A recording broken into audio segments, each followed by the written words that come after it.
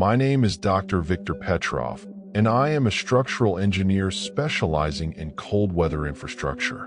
Not a cryptozoologist, not an adventurer, not someone who believes in legends whispered around campfires. I deal in stress calculations, thermal expansion coefficients, and the brutal physics of surviving in environments where metal becomes brittle and concrete cracks like glass.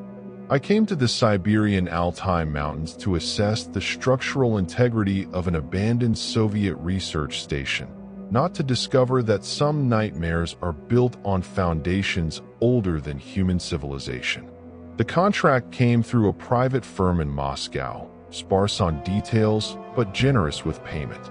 Station Zima 7, constructed in 1967, decommissioned in 1979, coordinates classified until 3 months ago when the Russian government finally declassified a batch of Cold War facilities.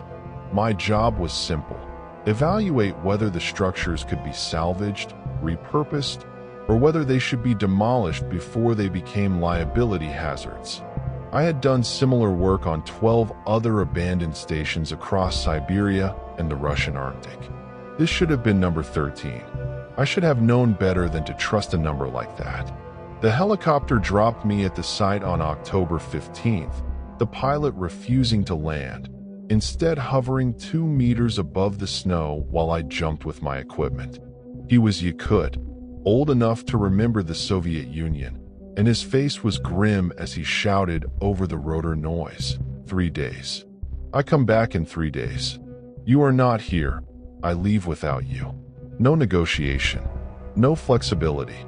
The moment my boots hit the snow, he pulled up and away, the sound of the rotors fading into the vast Siberian silence until I stood alone in a landscape of white and gray and the particular emptiness that comes from being truly isolated. Station Zima 7 sat in a valley between 2 ridges, sheltered from the worst winds, but trapped in permanent shadow for 6 months of the year. And the doors, those twisted metal doors, bent in ways that suggested tremendous force applied from within the building, not from external wind pressure. I told myself I was seeing patterns that weren't there. Pareidolia, the human tendency to find meaning in randomness.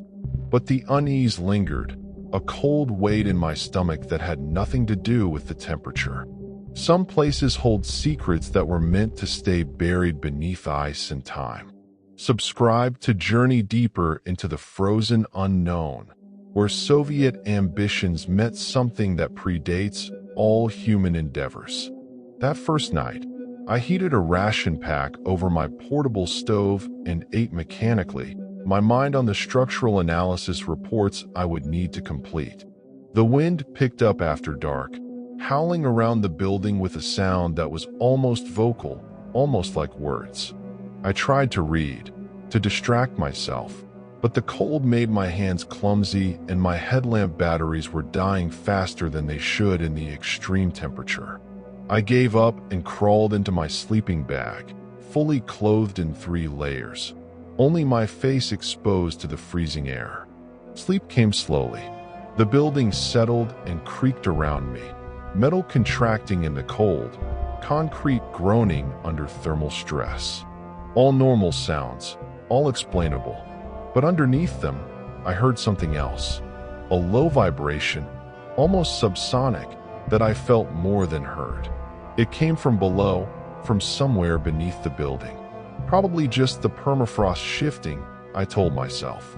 Probably just my imagination amplified by isolation and darkness. Probably. I woke at dawn to find frost had formed on the inside of my sleeping bag, crystallizing around my mouth where my breath had condensed and frozen. My joints ached from the cold, my fingers stiff and clumsy as I forced myself to move, to start the heater, to begin the process of making my body functional again. This was the reality of working in extreme cold, the constant battle against an environment that wanted nothing more than to stop you, to freeze you, to make you part of the landscape. After a breakfast of instant coffee and energy bars that had frozen solid and needed to be thawed in my pockets, I began my interior assessment. The station had been stripped of most equipment when it was decommissioned, but the layout remained. Laboratories, living quarters, a mess hall, storage rooms, all arranged with Soviet efficiency and a complete disregard for comfort. The walls were bare concrete, the floors cracked linoleum, the ceilings stained with water damage and mold. Broken glass crunched under my boots. Papers scattered across floors, too faded and damaged to read. Overturned furniture, filing cabinets emptied. Everything suggesting a hasty abandonment rather than an orderly closure. In the basement, I found what I was looking for, the station's original blueprints, preserved in a waterproof case in what had been the chief engineer's office. They were standard Soviet construction documents, detailed and precise, showing every structural element, every utility line, every measurement. I spread them across a desk, weighing down the corners with chunks of concrete, and began to cross-reference them with what I was seeing. That's when I found the discrepancy. According to the blueprints, the basement was the lowest level, foundation depth 3 meters, bedrock below that. But my ground-penetrating radar, which I had been using to map subsurface conditions, showed something else entirely. Below the basement, extending down at least 20 meters, were voids. Large voids, not natural caves. The formations were too regular, too deliberate. Tunnels. I ran the scan 3 more times, adjusting the frequency, checking for equipment malfunction. The results were consistent. Below Station Zima 7, someone had excavated an extensive tunnel system that did not appear on any official documentation. My hands were shaking as I rolled up the blueprints, and not from the cold. Unauthorized construction in a Soviet facility was not unheard of. Secret projects within secret projects, compartmentalization taken to absurd levels. But tunnels this extensive, this deep, in permafrost, would have required massive resources and engineering expertise. This was not a small modification. This was a major construction project, one that had been deliberately hidden from the official records. I needed to find the access point. It took me 3 hours of searching, moving through rooms choked with debris, climbing over collapsed sections of ceiling, my headlamp beam cutting through the darkness. I found it in the deepest corner of the basement, behind a storage room filled with rusted equipment and frozen chemicals. A steel hatch, 2 meters square, set into the concrete floor. It was hidden under a false floor panel that had warped and cracked with age, revealing the metal underneath. The hatch was locked, but the lock had corroded, and with a pry bar and 10 minutes of effort, I managed to break it. The hatch swung open with a shriek of protesting metal, revealing a ladder descending into absolute darkness. A smell rose from below, stale and cold and somehow organic, like the exhalation of something long dormant. Every instinct I possessed told me not to go down there. This was not part of my contract. I had found an unauthorized modification. I should document it and report it and let someone else investigate. But I was alone, 3 days from pickup, and I knew that if I didn't look now, I would never have another chance. Curiosity is not just a trait of foolish people. It is a trait of engineers, of scientists, of anyone who has ever wondered what lies beneath the surface of things. I am not proud of what I did next, but I am honest about it. I clipped a safety line to a structural support, checked my equipment, and began to climb down. The ladder descended 15 meters through a shaft cut with precision through solid rock. The walls were smooth, machine-tooled, showing drill marks that spoke of sophisticated excavation equipment. This was not crude mining. This was engineered construction, done by people who knew exactly what they were doing. The temperature dropped as I descended, colder than the surface, colder than it should be. My breath crystallized instantly, ice forming on my beard and the edges of my balaclava. At the bottom, the shaft opened into a tunnel. Not a natural cave, but a constructed corridor 3 meters wide and 2.5 meters high. The walls and ceiling reinforced with steel I-beams and concrete panels. Emergency lighting fixtures hung at regular intervals, long dead, their glass faces broken. Electrical conduits ran along the ceiling, thick cables that once powered something down here, something that required substantial electricity. The floor was smooth concrete, cracked in places but still intact, designed to support heavy equipment or regular foot traffic. I switched on my high-powered torch, the LED beam cutting through darkness that felt almost solid. The tunnel extended in both directions, disappearing into blackness beyond the reach of my light. I pulled out my compass. The tunnel ran roughly east-west, perpendicular to the main station above.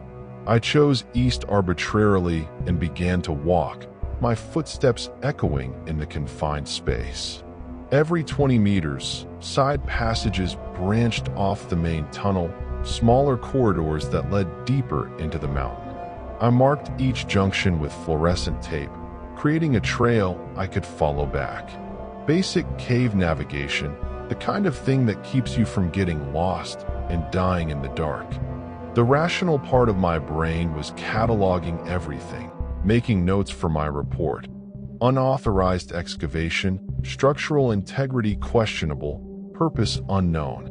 But another part of my brain, a more primitive part, was screaming at me to turn back, to climb that ladder, to seal the hatch and never speak of what I had found. I walked for 30 minutes, marking junctions, documenting with my camera, trying to map the layout. The tunnel system was extensive, far more than my ground-penetrating radar had shown. Multiple levels, interconnected passages, rooms carved from solid rock. Some rooms contained equipment, rusted beyond recognition.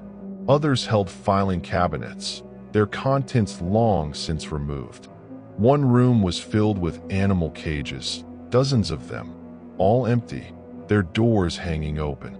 The cages were large, designed for something bigger than rats or rabbits. I did not want to think about what had been kept in them. When Soviet science delved into forbidden territories, they built temples to their ambition underground. Subscribed to uncover what they discovered in the dark and why they sealed it away. In another room, I found a wall covered in photographs. Most had been torn down, but a few remained, pinned to a corkboard that had somehow survived decades of abandonment. The photos showed the station in its operational days, scientists in white coats, equipment being unloaded from trucks. But there were other photos too, harder to look at. Blurred images of something large moving through snow. Thermal images showing heat signatures that looked vaguely humanoid but wrong. Proportions all incorrect. And one photo, clearer than the others, showing massive footprints in snow next to a meter stick for scale. Each print was at least 45 centimeters long. I stared at that photo for a long time, my engineer's mind trying to rationalize what I was seeing. Hoax, I told myself. Propaganda, Cold War paranoia, scientists seeing what they wanted to see. But the photo looked genuine, the footprints too detailed to be easily faked. And if it was propaganda, why was it hidden down here instead of published to embarrass the West? I took photos of everything, my camera flash creating brief explosions of light in the darkness. Then I continued deeper, following the main tunnel as it sloped gradually downward. The air was getting thicker, harder to breathe, not from lack of oxygen but from something else, a heaviness that pressed against my chest. That smell I had noticed when I opened the hatch was stronger here, that organic musk mixed with something mineral, like wet stone and old blood. I found the central chamber after 40 minutes of walking. The tunnel opened into a vast space, easily 30 meters across and 20 meters high. a cathedral carved from living rock. My torch beam could barely reach the far walls. In the center of the chamber stood a structure that made no sense, that violated every principle of rational construction. It was built from stones, massive stones, each one weighing tons, stacked without mortar in patterns that suggested intelligence, but not human intelligence. The stones were covered in markings, not writing exactly, but symbols that seemed to shift and change in the flickering light of my torch. Around the base of the structure lay bones. Not animal bones, human bones. Dozens of them, maybe hundreds, arranged in concentric circles like some kind of grotesque offering. The bones were old, but not ancient. Decades old, not centuries. I knelt beside the nearest skull, my gloved hands shaking. The bone structure was wrong. The cranium was too thick, the jaw too massive, the teeth too large. These were not normal human remains, but mixed among them were bones I recognized. Femurs, ribs, vertebrae, all within normal human parameters. I found a skull with a bullet hole in the temple, another with the jaw smashed by tremendous force. These people had died violently, and their bodies had been brought here, arranged around this structure with what looked like ritualistic precision. I stood slowly, my legs weak, my mind racing. This was not a Soviet research station. Or rather, it had been, but the Soviets had found something here, something that predated them, something that had been living in these mountains long before humans came with their concrete and their steel and their arrogant belief that the world belonged to them. That's when I heard it. The same subsonic vibration I had heard the previous night, but stronger, closer, resonating through the stone beneath my feet. And underneath it, a sound that was definitely not my imagination. Breathing. Deep, slow, rhythmic breathing, coming from somewhere in the darkness beyond my torch beam. I was not alone in the tunnels. I froze, every muscle locked, not even daring to breathe. The sound continued, that deep inhalation and exhalation, steady and unhurried. It was coming from one of the side passages that branched off the central chamber, a tunnel that disappeared into absolute blackness. I aimed my torch at the opening, the beam trembling because my hands were shaking so badly. Nothing, just darkness and the faint reflection of my light on damp stone walls. But the breathing continued, and now I could hear something else underneath it. A low rumbling, almost a growl, vibrating through the rock and the air and my own bones. It was the sound of something massive, something powerful, something that had no fear of me or my light or my presence in its domain. Every rational thought I had was screaming at me to run, to turn and sprint back down that tunnel, climb that ladder, seal the hatch, and radio for immediate evacuation. But I could not move. My body had gone into some kind of primitive shutdown, the prey response when faced with a predator that you have no hope of escaping. My torch beam held steady on that dark passage, waiting for something to emerge, waiting for the nightmare to take shape. Minutes passed, or maybe hours. Time had lost meaning in that chamber, in that darkness, with that breathing filling my ears and my mind. Then, slowly, the sound began to fade, not moving away, but quieting, as if whatever had been breathing had decided I was not worth the attention. The rumbling stopped. The subsonic vibration faded to nothing. I was left alone in the silence, my heart hammering so hard I thought it might burst. I do not remember making the decision to retreat. One moment I was standing frozen in that chamber. The next I was running, my boots pounding on concrete, my breath ragged and painful in my lungs.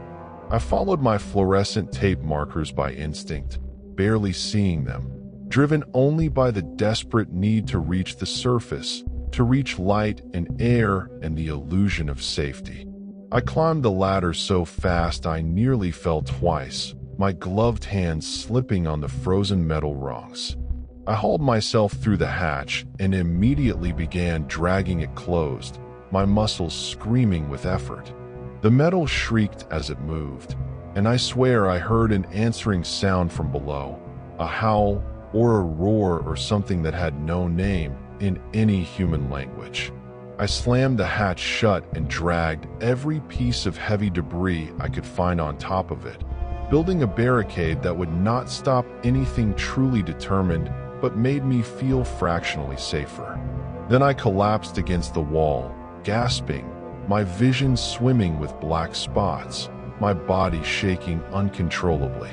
I had spent 15 years working in isolated environments, had survived storms and equipment failures and near-death experiences in the Arctic. I had never felt fear like this. This was primal, absolute terror, the kind that wipes away every veneer of civilization and reduces you to a shivering animal desperate for survival. I made it back to my makeshift camp and activated my emergency beacon. The helicopter was not due for 2 more days, but I transmitted a priority distress signal. Medical emergency, immediate evacuation required. I did not explain what had happened. I could not have found the words even if I had wanted to. I just keyed the beacon and waited, my back against the wall, my eyes on every shadow, every darkness. The response came 30 minutes later. The pilot's voice crackled through static. Beacon received. Cannot extract until weather clears. Minimum 12 hours. Do you require medical guidance? 12 hours. I had to survive 12 more hours in this place, knowing what lay beneath it, knowing that those tunnels extended under the entire station, that there were dozens of access points I had not found, that something was down there and it knew I had been in its territory. Negative, I transmitted back. Will maintain position. Expedite extraction when possible. Understood. Stay warm. Stay alert. Help is coming. Stay alert. As if I could do anything else. As if I would ever sleep again. I spent those 12 hours in a state of hypervigilance that was almost hallucinatory. Every sound was amplified. Every shadow seemed to move. I kept my torch on constantly, burning through batteries at a reckless rate, but unable to tolerate darkness. I moved all my equipment into the smallest room I could find, blocked the door with furniture, created a fortress that was pathetic but necessary. And I thought about what I had seen. The tunnel system, the photographs, the bones arranged around that stone structure. The Soviets had not built those tunnels. They had discovered them, had found something living in the mountains, something that the local people probably knew about, probably had stories about, probably warned them about. And instead of leaving it alone, instead of respecting the boundary between the human world and something older, they had tried to study it, had tried to capture it, had tried to control it. The bones around that structure told me how that had ended. Dawn came eventually, gray light filtering through the broken windows, making the frost on the walls sparkle like diamonds. I had not slept. My eyes burned, my head ached, my hands trembled with exhaustion and residual adrenaline. But the light made me feel fractionally safer, fractionally more human. I used those morning hours to search the station more carefully, looking for documentation, for anything that would explain what this place had really been. I found it in the chief administrator's office, in a safe that had been left open when the station was abandoned. Folders filled with typed reports, all marked with the highest Soviet security classifications. My Russian was adequate for technical documents, and these were technical, clinically describing something that should have existed only in folklore. The first report was dated March 1968, 3 months after the station became operational. It described initial contact with what they called Subject Zero, a bipedal creature observed in the surrounding mountains, displaying behavior that suggested advanced intelligence. The report noted that local Altai tribes had legends about such creatures, calling them various names that translated roughly to forest guardian or mountain keeper. The Soviet researchers dismissed these legends as superstition and proceeded with scientific observation protocols. Subsequent reports documented escalating interaction. Subject Zero was not alone. There were at least 3 individuals, possibly more. They communicated through vocalizations and what the researchers speculated might be infrasound, frequencies below human hearing that could affect emotional states and even cause physical symptoms.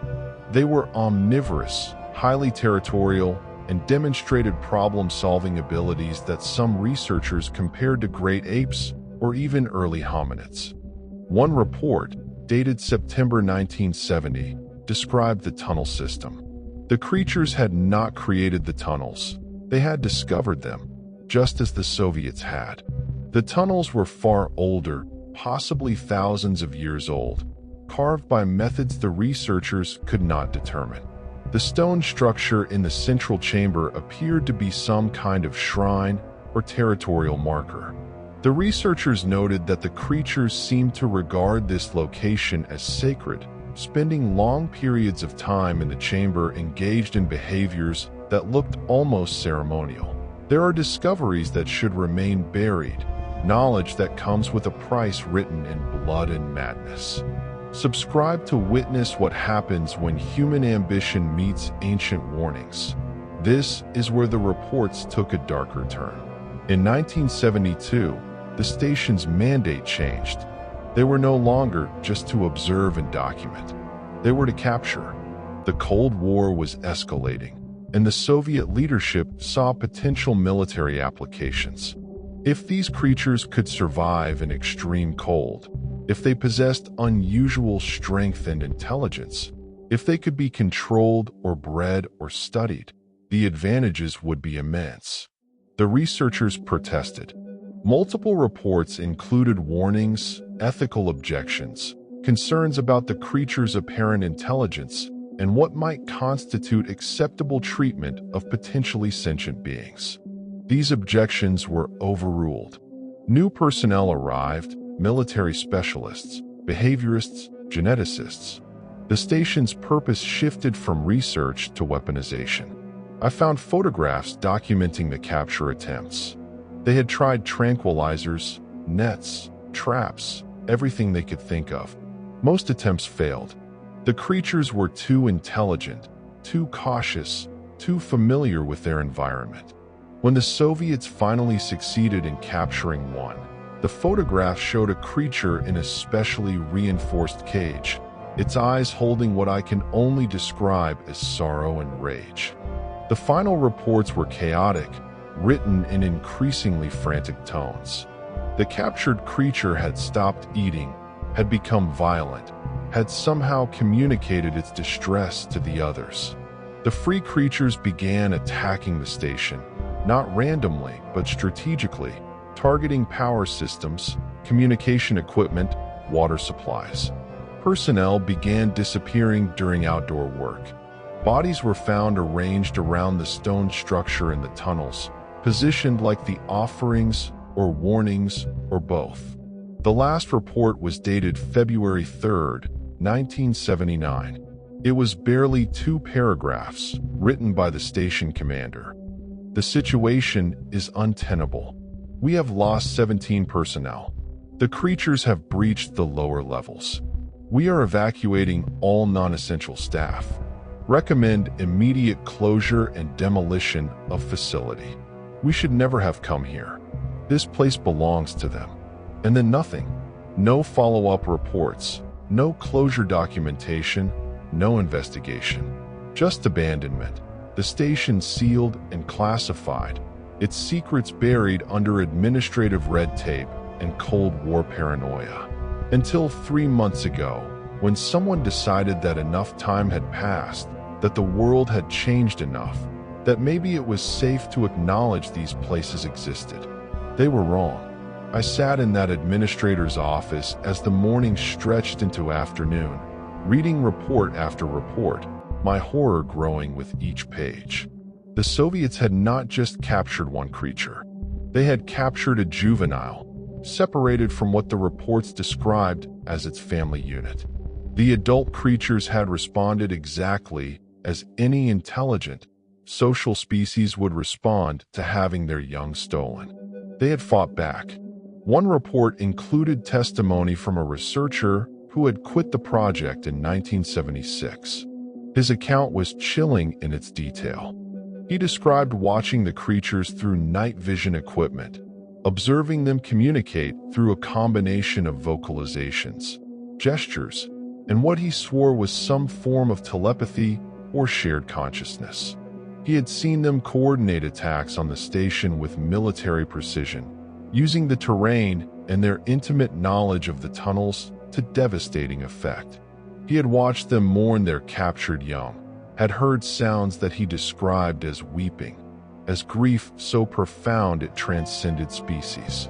The researcher had concluded his testimony with a statement that someone had underlined in red ink. "We are not dealing with animals.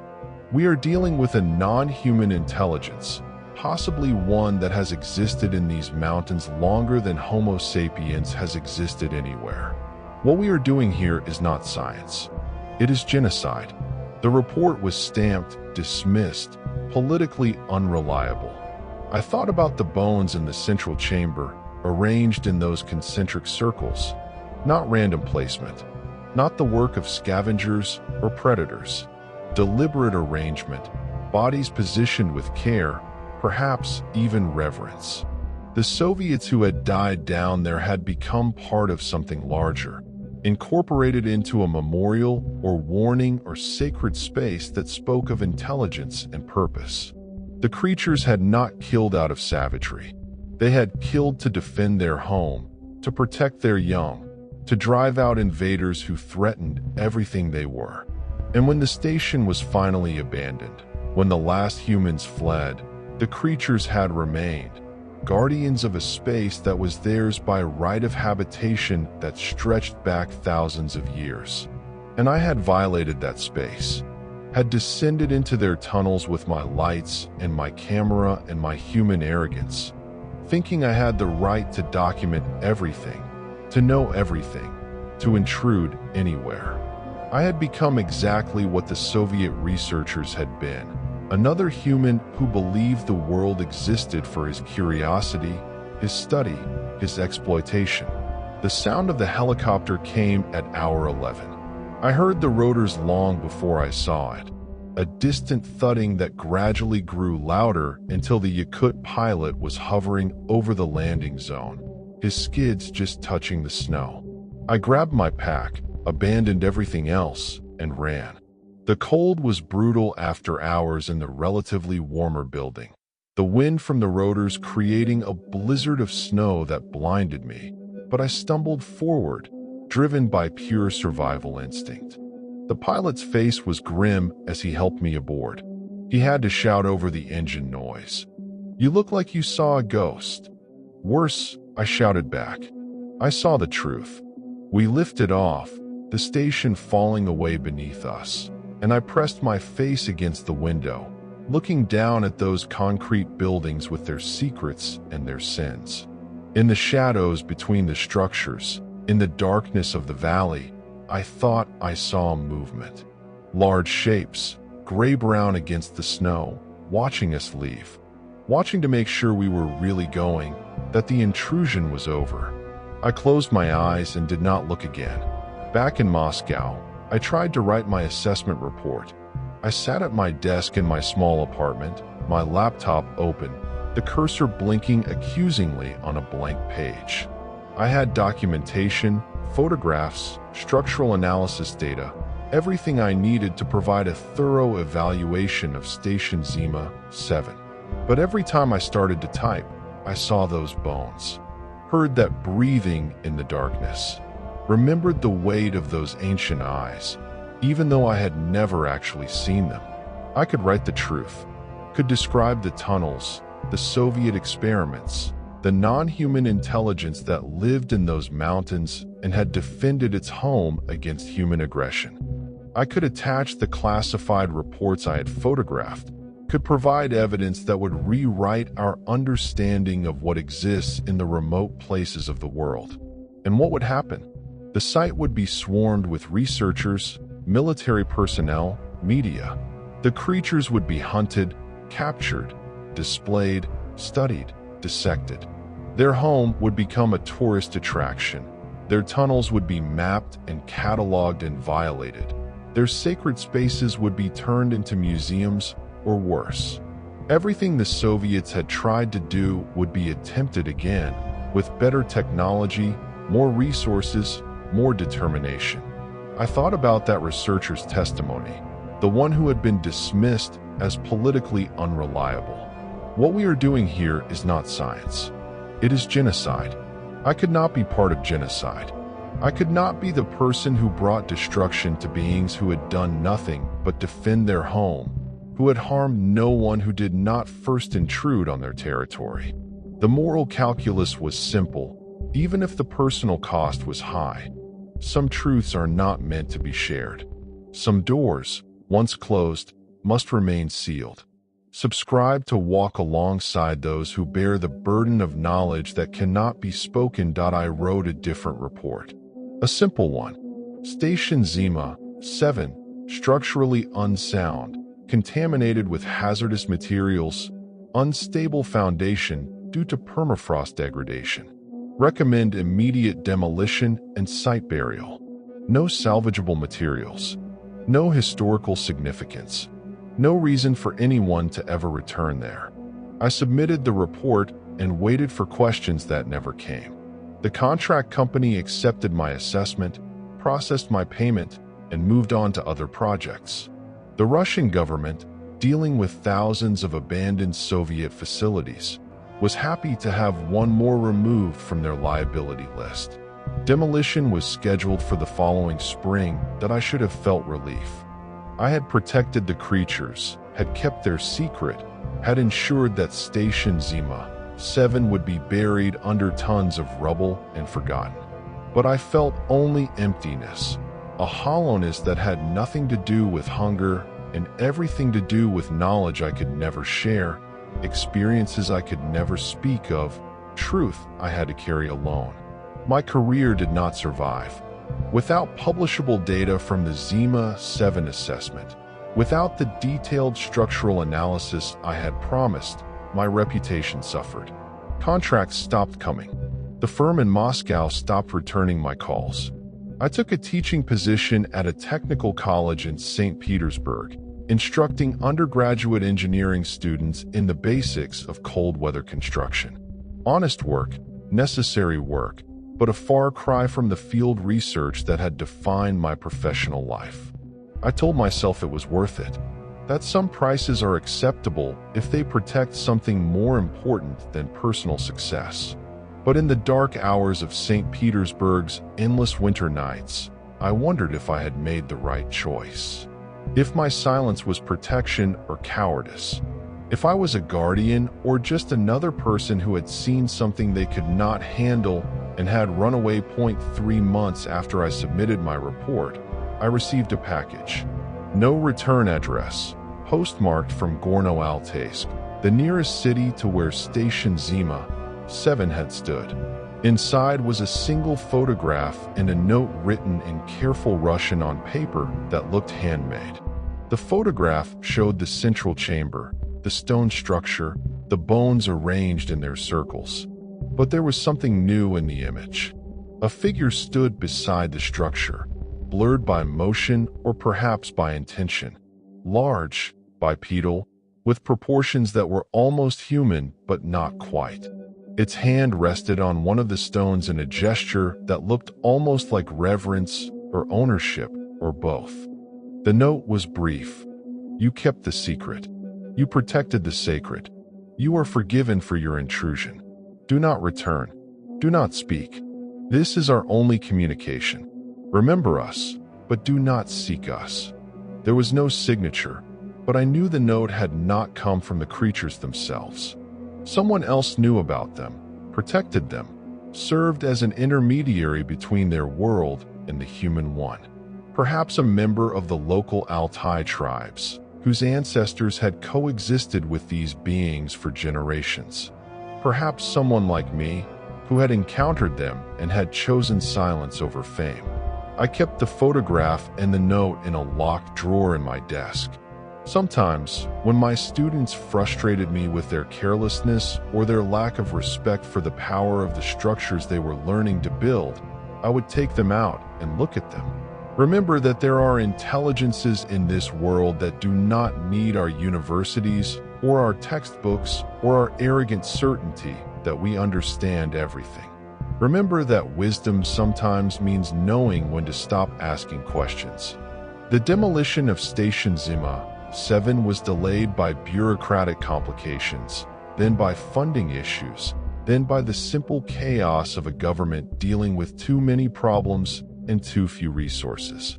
Years passed. The station remained standing, gradually being reclaimed by snow and ice and time. I monitored the situation through official channels, always ready to intervene if anyone showed interest in further investigation, but no one did. The site was too remote, too expensive to access, too unimportant in the grand scheme of things. The creatures, wherever they were, whatever they were doing in their ancient tunnels, remained undisturbed. I began to sleep better after the first year. The nightmares faded, replaced by dreams that were almost peaceful. In them, I walked through the tunnels again, but this time there was no fear. I sipped my tea, choosing my words carefully. Zima 7 was not a particularly interesting site. Standard Soviet construction, standard deterioration. Not much to say. But the location, she pressed. Why would they build a research station in such a remote area? What were they studying? The declassified documents mentioned biological research, but no details. Don't you wonder what they found out there? I learned long ago, I said slowly, that some questions are better left unanswered. Some sites are better left undisturbed. The station is structurally dangerous, contaminated with Soviet-era chemicals, and frankly not worth the risk of accessing it. The breathing in the darkness was not threatening but companionable, the presence of something that acknowledged me without judgment. I would wake from these dreams feeling something I had not felt in years, a sense of being part of something larger, of having made a choice that mattered beyond my own small life. 5 years after my time at Station Zima 7, I was contacted by a documentary filmmaker from the UK. She had been researching abandoned Soviet facilities and had come across references to Zima 7 in declassified documents. She wanted to film there, to tell the story of Cold War science and its abandoned legacy. She had significant funding, proper permits, and enthusiasm that reminded me of my younger self, before I had learned that some stories should not be told. I met her in a cafe in St. Petersburg, neutral ground where I could assess her intentions. She was in her 30s, intelligent, passionate about her work. She showed me her previous documentaries, all well-researched and sensitively done. She was not a sensationalist. She genuinely wanted to understand and preserve history. I read your structural report, she said, pulling out a folder. It seems very minimal, almost deliberately vague. Usually, your reports are much more detailed. I've read some of your earlier work. You're known for thoroughness. In her hotel room, with the door closed, I told her everything. The tunnels, the bones, the Soviet reports, the breathing in the darkness. The non-human intelligence that lived beneath that station, that had defended its home against human intrusion, that would defend it again if necessary. I showed her the photograph and the note, the only physical evidence I had kept. She studied me with eyes that were too perceptive. You saw something there, didn't you? Something that scared you badly enough to write a report that I'm certain omits significant information. I met her gaze steadily. I saw a remote facility that should be demolished and forgotten. That is my professional opinion. That is all I have to say about Station Zima 7. I'm going anyway, she said, with or without your cooperation.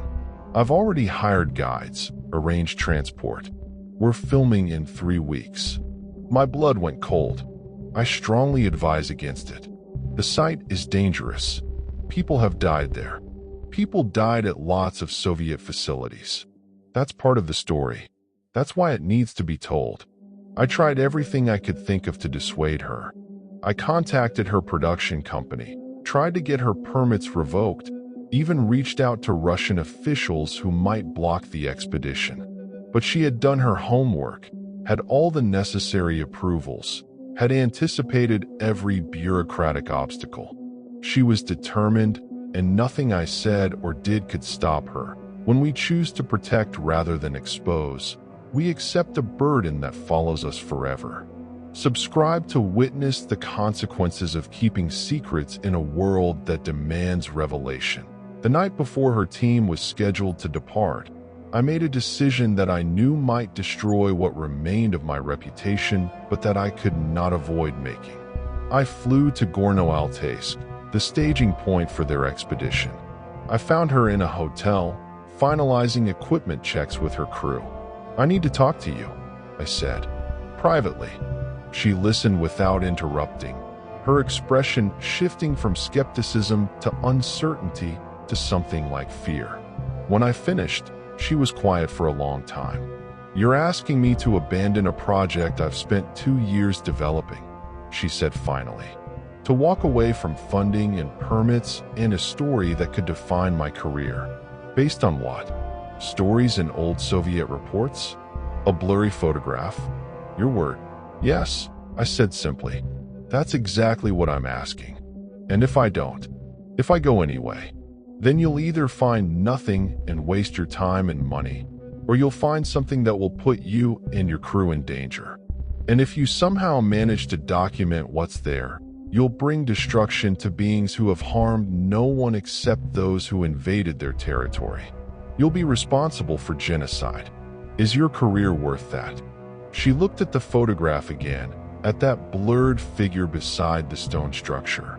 "You really believe they're intelligent? That they're not just animals?" "I believe they deserve to be left alone. Whether you call them animals or people or something else entirely, they have a right to exist without our interference. We've taken so much from this world already. Can't we leave them this one place? This one mystery?" I left her then, gave her space to make her decision. I spent the night awake in my own hotel room, staring at the ceiling, wondering if I had done enough or if I had simply doomed those creatures by revealing their existence to someone who might not have the wisdom to protect them. The documentary was never made. The filmmaker canceled the expedition, citing unforeseen complications and ethical concerns. Her production company was unhappy, but she held firm. She never publicly explained her decision, and I never contacted her again. But I received one more anonymous note, this time postmarked from London. "Thank you for trusting me with the truth. Some stories are more important untold. Station Zima 7 was finally demolished 2 years ago, not by government order, but by nature itself. An earthquake triggered a massive avalanche that buried the entire valley under hundreds of meters of snow and rock. The access road was destroyed, the buildings crushed, the whole site effectively sealed beneath the mountain. The Russian government, relieved to have the liability removed without expense, officially closed the case and removed Zima 7 from all active records. I like to think it was not entirely coincidence. That perhaps the guardians of those tunnels had found a way to ensure their home would remain undisturbed, had triggered the collapse through knowledge of geology and snow patterns that exceeded human understanding. Or perhaps it was simply time, the mountain reclaiming what had always been its own. I am 54 years old now, teaching engineering to students who will build the structures of tomorrow. I try to teach them more than calculations and stress equations. I try to teach them respect, humility, the understanding that not everything should be built, not everywhere should be accessed, not all knowledge is worth the price of obtaining it. Most of them do not understand. They are young, ambitious, certain that technology and science can solve any problem, overcome any obstacle. They will learn, as I learned, some through gentle lessons, others through harder ones. The world will teach them, eventually, that there are limits that should not be crossed. But some of my students listen. I see it in their eyes, the dawning understanding that being an engineer is not just about what you can build, but about what you choose not to build. That sometimes the most important work is protecting spaces from development, preserving mysteries from solution, leaving things alone because they deserve to exist without our interference. To those students, I tell more of the truth. Not everything, never everything, but enough. I tell them about remote places where nature still holds dominion, where human laws and human presence mean nothing. I tell them about the importance of indigenous knowledge, of listening to the people who have lived in harmony with these places for generations. I tell them that legends and folklore are not always superstition, that sometimes they are warnings, boundary markers, cultural memories of truths too dangerous to speak plainly. And very rarely, to the students who I think might understand, who might be future guardians themselves, I tell them about a valley in the Alpine Mountains, about tunnels beneath an abandoned station, about bones arranged in circles around a stone structure older than recorded history. I tell them about breathing in the darkness, about intelligence that does not need our recognition or validation, about the choice I made to protect rather than expose. I keep the photograph still, though the note has long since been destroyed.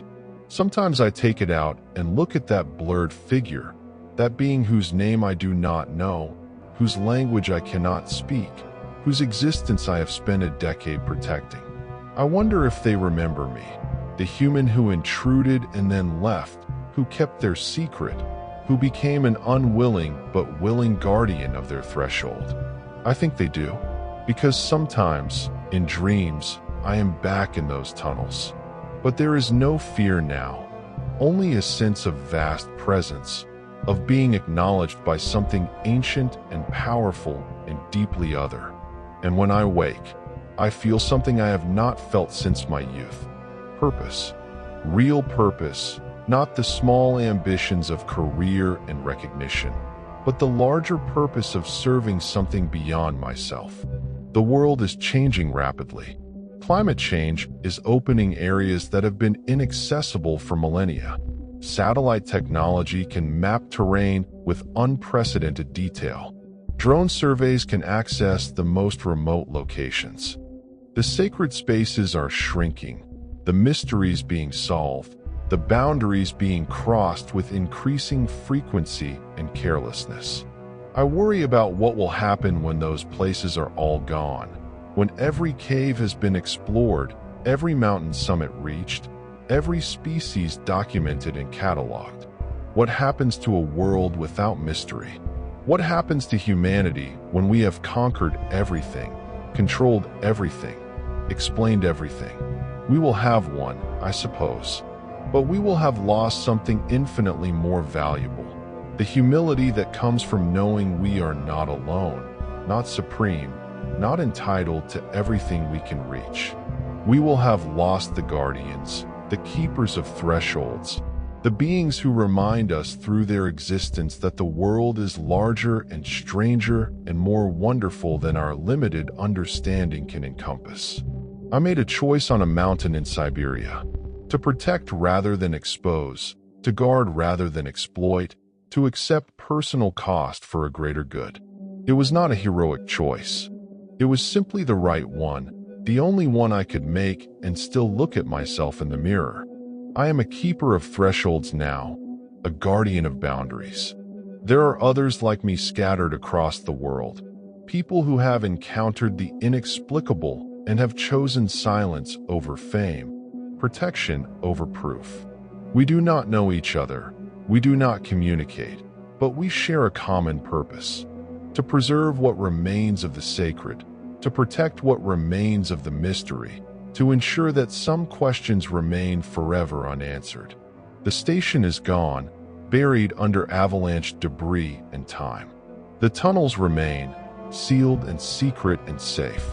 The guardians continue their watch, protecting their home from a world that would destroy it simply by knowing it exists. And I continue my watch as well, alert for anyone who might threaten that secret, ready to intervene, to misdirect, to do whatever is necessary to ensure that some places remain undisturbed. This is my confession and my testament. I discovered Yeti tunnels beneath an abandoned research station. Then the worst happened. I learned the truth. And now I carry that truth in silence, a burden and a privilege, a weight that grows lighter with each passing year as I understand more fully the importance of what I protect. The mountain holds its secrets. The tunnels remain hidden. The guardians endure. And I, Victor Petrov, structural engineer and keeper of thresholds, stand watch at the boundary between what humanity knows and what humanity must never know, ensuring that some mysteries remain unsolved, some sanctuaries remain inviolate, some beings remain free to exist in the ancient darkness that is their birthright. This is enough. This has to be enough that we are all guardians of something, whether we know it or not. The question is not whether we will encounter the inexplicable, but what we will do when we do. Thank you for journeying into the depths with me, into tunnels that should never have been found and secrets that must never be revealed.